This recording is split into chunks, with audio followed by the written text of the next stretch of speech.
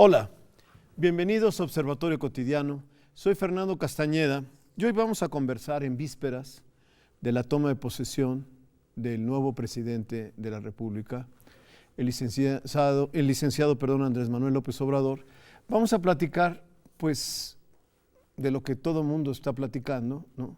De qué es lo que podemos esperar o qué es lo que hemos aprendido en estos meses de lo que podemos esperar con el próximo gobierno. Y un tema que a mí me parece, ya se ha discutido mucho, pero que me parece un tema interesante porque genera controversia sobre cómo se manejó el tema del aeropuerto en términos de cuál es el mensaje que se está queriendo manejar.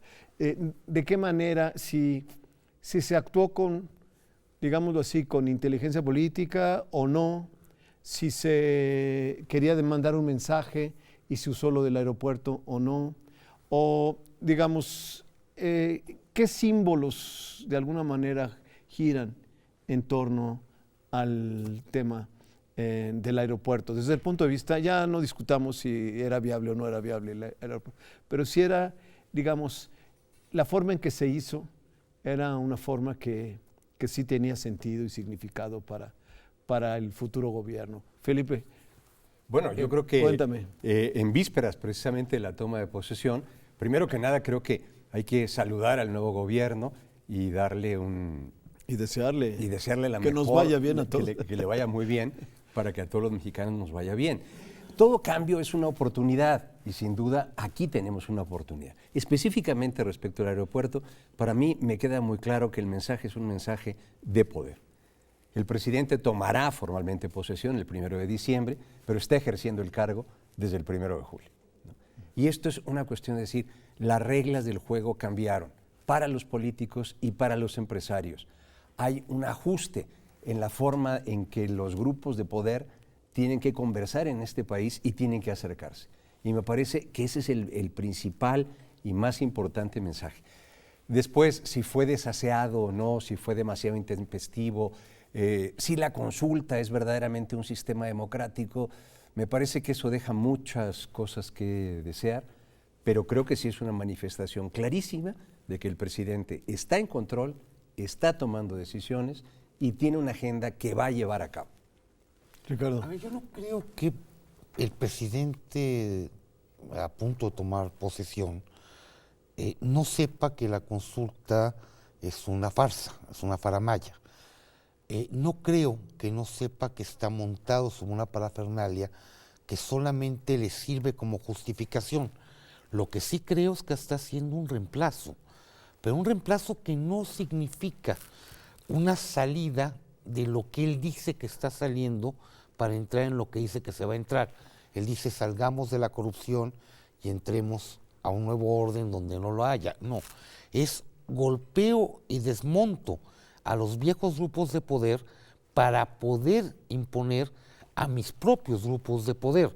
Y entonces cambio las normas como se hizo en Tabasco, ¿sí? Donde ya se está ejerciendo efectivamente por vía legislativa la capacidad de contratar las obras del Tren Maya sin licitación, no importando el monto que se haga, le entrego a mi contratista, ¿sí? Los planes para generar el aeropuerto y voy creando mi propia clase empresarial a mi modo y a mi gusto y que los otros pacten conmigo.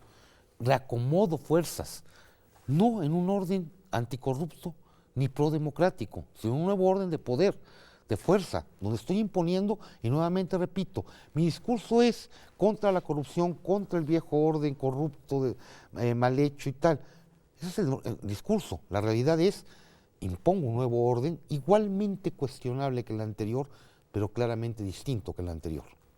Pero esto, lo que tú estuvieras, digamos, esto se inscribe en esas viejas teorías de una nueva hegemonía o cosas por el estilo, lo que tú estás diciendo. Yo creo que mucho tiene que ver eso y vamos, vemos que incluso todo esto comenzó el 1 de julio en las urnas, pero continuó con la conformación de una mayoría legislativa que se manufacturó con todos los procedimientos antiguos de compra y transmisión de votos hasta que conformó la mayoría de Morena en la Cámara Baja, ¿sí? A través de los artilugios más cuestionables del mundo, sí, pero ya la tengo. ¿Cuál es el problema? Y la empleo. como en su momento el PRI le empleó.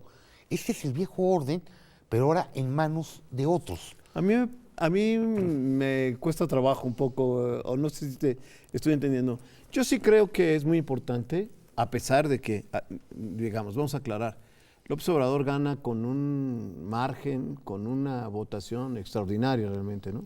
Hay una manifestación del voto popular a favor de López Obrador que es realmente, digámoslo así, inédita en este país, si hacemos un lado esas viejas votaciones del PRI de hace muchos años en que uno nunca sabía realmente quién había votado y cuántos habían votado. Pero si quitamos eso, es inédita. Yo en eso estoy de acuerdo. Pero yo sí creo también que en el mundo moderno, en cualquier parte en que me digas, salvo en regímenes terriblemente autoritarios y terriblemente violentos, o sea que realmente gobiernan con el terror, yo sí creo que necesitas jugar con la legitimidad, ¿no? Yo sí creo que tienes que lograr que la gente mantenga la credibilidad en lo que tú estás haciendo. Yo creo que sí tienes que mandar mensajes, ¿no? De que efectivamente tú eres congruente con cierto tipo de proyectos, con cierto tipo de cosas. Si la verdad no va a haber ningún cambio, y en esto, por ejemplo, a mí sí, yo sí lo veo como algo que puede ser un error, habrá que ver.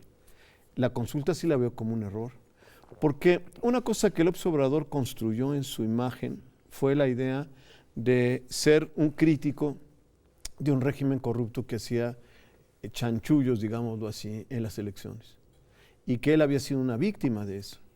Entonces, no es simplemente que él está haciendo las mismas prácticas que el viejo sistema, es que él, entre otras cosas, mucho de su legitimidad estaba basada en la idea de un sistema, digamos, de una persona que combatía y había sido víctima, digamos, de fraudes electorales, etcétera.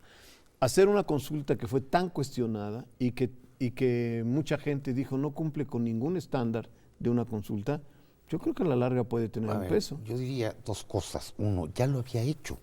Como jefe de gobierno del Distrito Federal, lo hizo, ciertamente. Hizo muchas consultas sí, igual de sí, es cierto eso. patito. Es cierto eso. Ahora yo creo que la gente no lo recuerda, pero esto no creo que va a ser lo mismo. Ahora, también no se está acotando. No son consultas ilegales ni contra la ley. Son consultas fuera de la ley. Incluso ya lo dijeron desde el Poder Judicial. Eso que hizo no tiene ningún sentido jurídico. No existe jurídicamente. Es un acto que no genera ningún tipo de realidad jurídica, ni obligación jurídica de nada, ni tampoco resuelve nada, ni obliga a nadie a nada. O sea, ¿tú crees que realmente puede seguir habiendo la impunidad que ha habido en autoridades y estas cosas? Está siendo cuidadoso. La consulta de aeropuerto y la consulta de 3 proyectos y 10 programas es del ámbito de competencia del Ejecutivo, de lo que pudo decidir por su voluntad. No se está metiendo, al menos no se ha metido, con aquello que no le corresponde al Ejecutivo. No se mete a querer legislar a través de ese tipo de consulta. No se ha metido hasta ahorita. No, bueno, no puede porque ni siquiera legalmente es legal. O sea, yo estoy de acuerdo. El tema aquí no es, por eso hablé de legitimidad, no de legalidad. O sea, aquí el tema, yo estoy de acuerdo contigo. Él podía hacerla, no tenía ningún valor legal, no tenía fundamento jurídico, pero aquí el tema es legitimidad. Pero bueno, la legitimidad del presidente, y él lo ha dicho muy claro, es los 30 millones de votos. Tú decías hace un momento, en 20 años, es la primera vez que tenemos un gobierno con un respaldo en las elecciones claramente mayoritario.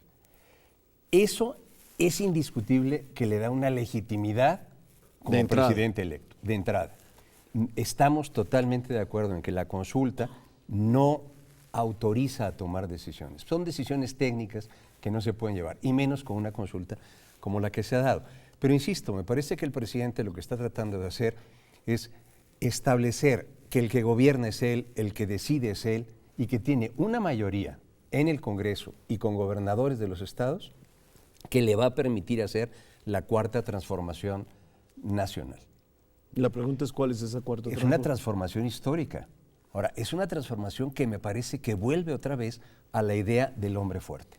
Una idea que me parece que muchísimas personas en este país, tanto de izquierda como de derecha, a veces han coqueteado con ella. La idea de que lo que necesitamos es alguien que decida lo que se tiene que hacer porque la democracia es muy torpe. Las últimas encuestas de hace unos días respecto de la confianza de los mexicanos en la democracia son pavorosas. Entonces, aquí me parece que está muy clara un llamado y la necesidad de una emergencia por parte de la sociedad. Hay una frase de Frida Kahlo que yo quiero citar aquí porque Frida Kahlo decía lo siguiente: yo le duro lo que usted me cuide, yo le hablo como usted me trate y le creo lo que usted me demuestre. Y me parece que ante un nuevo gobierno hay que tener pues, una sana apertura, pero hay que ser muy críticos para saber que las personas que ejercen el poder a veces piensan que la lucha política tiene como objetivo simplemente conseguir el mando y ejercerlo, sin importar ni las justificaciones ni las consecuencias. Y eso es terriblemente peligroso. Pero yo creo que detrás de López Obrador, de estos 30 millones de votos, hay cuando menos 3 bloques de votantes. Hay un bloque cuasi religioso. Incondicional. Incondicional, pero incluso con una adoración a la persona, al ídolo. Esos que le hacen dibujos o pinturas que ponen en redes sociales y le dedican. Esos que le declaran amor a López Obrador el día de su cumpleaños reciente. Ese es un bloque. Hay un segundo bloque que aprueba lo que sea que haga. O sea, le aplaude lo que sea que haga, que le cree que la cuarta transformación es algo diferente. Y hay un bloque de personas que no están seguras, ni siquiera sabemos qué es esta cuarta transformación, que simplemente estaban hartos de lo que estaba pasando. Son los 3 bloques que estaban. ¿Y las proporciones tienes una idea? Sí, yo diría que los duros son una minoría, pero no dejan de ser una parte importante, que la gran mayoría serían estos fieles seguidores acríticos incondicionales, y hay un poco menos de una tercera parte, que son los que se adhirieron al proyecto López Obrador, más bien ante la ausencia de otras opciones y el hartazgo de lo que se tenía del gobierno priista y los gobiernos panistas previos. Ahora, los que no votaron por López Obrador o no votaron, muchos de ellos no sabemos qué es la cuarta transformación, no nos han dicho. E incluso hemos visto que estamos llenos no de símbolos, de palabrería, no de conceptos. Bueno, déjame hacer un corte y regresamos a esto que estás comentando.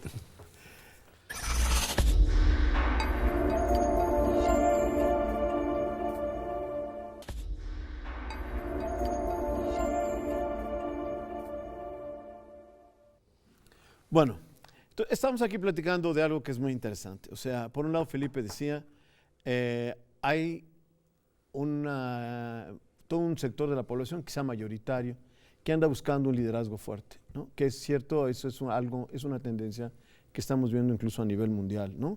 La idea de buscar a alguien que verdaderamente, que no sea de los políticos tradicionales corruptos, que sea alguien que verdaderamente ponga orden, etcétera, ¿no? Y hay esta fe en el líder, ¿no? Por un lado tú estabas diciendo, sin embargo, no toda la gente, no todo ese 53% que votó es gente que simplemente está creyendo incondicionalmente en el líder, ¿no? O sea, hay una parte de esa población que mañana se le puede ir, ¿no? Porque finalmente, por lo que sea, por errores, por prácticas que no le gustan. Más por no tener elementos para estar por otra opción que por elementos que realmente le ratifiquen por qué estar con López Obrador y que le demandan a López Obrador razones para continuar con él, en función a lo que vaya haciendo. Lo cual, supongo, la consecuencia de lo que estás diciendo es lo que comenté, que hay una parte de esa votación y de eso que le dio el triunfo que es volátil y que la puede perder fácilmente. Sí, claro. No sé si tan fácilmente, pero que errores que se puedan cometer o desencantos que puedan ocurrir, pues pueden hacer que se lo suba. Hombre, la propia historia de López Obrador, que viene del PRD y antes del PRI, nos habla de que el PRD era un conjunto de tribus difíciles de organizar. Me parece que otra de las lecturas de esta acción tan determinante del presidente López Obrador es porque quiere enviar un mensaje a sus subordinados. Son muchos grupos, son muchos intereses, son personas muy diversas, ¿no? Que no necesariamente tienen posiciones armónicas, y lo que me parece que está estableciendo aquí, el que toma las decisiones soy yo. y no hagan demasiadas olas, sino, como decía aquella persona un poco en broma, no se me desunan, ¿no? Aquí tenemos que consolidar el poder. La otra cuestión que me parece fundamental que tenemos que advertir es la crisis de liderazgo en este país. Los partidos políticos se han desfondado, las universidades tienen poca credibilidad, el mercado se divinizó, ¿verdad? Y eso ha creado un hartazgo entre las personas. Estamos hartos de la corrupción, estamos hartos de la inseguridad y estamos hartos de los niveles de pobreza y carestía. El otro día hablábamos de que para algunos la economía es ganar, ¿verdad? En la bolsa, ves cuánto puedes obtener, y para otros la economía es ver si llegas a final de mes. Contra eso la gente ha reaccionado. Ahora bien, ¿qué es lo que necesitamos? Que los líderes de este país, académicos, culturales, económicos, sociales, empresariales, por supuesto políticos, se pongan de acuerdo en un proyecto de país. Creo que es deleznable y triste que sigamos hablando de izquierdas y derechas como posiciones antagónicas, cuando lo que tenemos son unos grandes problemas en el país que requieren de una solución urgente y en la que todos tengamos que entrar. Ahora, hay que ganarse el derecho a estar en la mesa. Yo creo que ha habido una falla de los liderazgos económicos, políticos y sociales, y que en ese sentido López Obrador se ha ganado el derecho a estar en la mesa. O sea, puede ser palabras, cuestionable si bien, las maneras lo que tú como estás lo ha diciendo, hecho, etcétera, pero lo ha conseguido. Los empresarios o un sector empresarial, por ejemplo, todos esos que firmaron, hicieron conferencia de prensa y todas esas cosas a favor del aeropuerto y en su desacuerdo con las medidas que iba a tomar el próximo presidente, se equivocaron, ¿tú crees? O sea, bueno, yo lo que creo es que tenemos que pensar en un proyecto de país verdaderamente inclusivo, ¿no? Lo que estamos viendo en estas últimas semanas como el tema de los migrantes. De pronto nos salió los xenófobos en México. Sí. Y empiezas a oír gente que critica a los inmigrantes, cuando nosotros somos un país expulsor de mexicanos hacia los Estados Unidos. Es decir, la reconstrucción del país, la transformación del país, a lo mejor puedo no estar de acuerdo en la manera en que López Obrador está justificando su transformación, pero que necesitamos cambiar las cosas de una manera radical, me parece que eso es. Y hay que simbrar los fundamentos. Yo diría lo siguiente, tal vez un presidente como López Obrador tenga la siguiente virtud, ¿no? Que pueda simbrar a muchas personas para que se decidan a actuar y empezamos a pensar todos en serio, no de manera demagógica. Déjame sí, claro, como abogado del diablo. Diría que estoy viendo lo contrario. Estoy viendo un López Obrador que con sus actos está castigando los mercados y que permite que sus seguidores vean con sorna que están perdiendo esos que siguen la bolsa y que querían ganar con la bolsa, y esos que ven las utilidades empresariales y que ahorita están viendo mermadas sus ganancias, sin darse cuenta que lo que estamos teniendo es pobreza a los próximos meses por venir, menor capacidad como país de financiar proyectos, más costo para poder llevar adelante acciones en beneficio de la colectividad, que lo que López Obrador está haciendo es dificultar las condiciones para que podamos crear esa política económica incluyente. Perdón, es el propio López Obrador el que está expulsando a la población de la capacidad de obtener satisfacción. A ver si entiendo. Digamos que creo que hay dos argumentos, ¿no? En diferentes niveles, ¿no? Y que creo que a veces eso nos confunde. Yo creo que ese ha sido un problema, no solo del proyecto de López Obrador, sino de las campañas y de todo, digamos, y de lo que hemos vivido quizá hace ya tiempo. Felipe, tú lo que estás diciendo es, necesitamos flexibilizarnos todos, pensar de otra manera y buscar discutir un nuevo proyecto de país. Lo que tú estás viendo allí es, digamos, más bien, llamémoslo así, una operación política por construir un nuevo, digamos, consenso, una nueva voluntad política, ¿no? Y un afianzamiento total de Ahora, López Obrador lo que dice Ricardo es, si entiendo bien, pero ¿dónde está, por ejemplo, el proyecto económico? Que, por ejemplo, sume a un sector del empresariado. Puede ser que un sector del empresariado que ha sido especulador, corrupto, en fin, pues ese tenga que quedar fuera, etcétera. Pero ¿dónde está un proyecto económico? ¿O dónde están las medidas? ¿O dónde están las cosas que están tomándose, los referentes que pueden permitir que, por ejemplo, un empresariado funcione. Y bueno, hablamos mucho de los empresarios y yo también estoy de acuerdo con que a veces los sobredimensionamos y se volvieron los consentidos, ¿no? Y nosotros pagamos impuestos y ellos no está muy claro que paguen igual y todas esas cosas. Entonces, pero incluso otros sectores, o sea, sectores como de la opinión pública, de los medios, ¿no? Hay periodistas que he tenido el gusto de platicar con ellos que dicen, me colocan en una posición o de oposición o de incondicionalidad, ¿no? Lo cual lleva a, bueno, pero eso es algo que no tiene por qué ocurrir, digamos, no tiene por qué ser una persona que opina, digamos, el próximo presidente tendrá sus detractores radicales, eso es cierto, y tendrá sus opositores radicales, pero mucha gente que opinamos o que pensamos, lo que pedimos es simplemente la capacidad de reflexionar, ¿no? Y de poder decir, y a veces decir no estoy de acuerdo y a veces decir sí estoy de acuerdo. Y cuando de repente hay periodistas que dicen me siento incómodo, porque o tengo que estar completamente de acuerdo o me colocan en la posición de ser el enemigo, bueno, yo no veo ahí la suma, ¿no? O sea, bueno, a ver, a mí me parece que hay una cosa que a todos nos inspira temor, que es lo siguiente. La tendencia de López Obrador y de Morena a ocupar todo el espacio mediático y todo el espacio político sin dejar resquicios. Ante eso, eso es una megalomanía que puede ser muy peligrosa. Ahora bien, yo quisiera equilibrar como dos cuestiones. Por un lado, hay factores sociales que tenemos que resolver, ¿no? Si López Obrador ocupa todo el espacio sin dejar espacio para otros líderes, ¿no? No va a haber una democracia ya no electoral, sino una democracia que verdaderamente funcione en lo económico, en lo político y en lo social. Ahí es donde necesitamos rescatar el liderazgo de las instituciones universitarias, del sector económico, de las organizaciones sociales.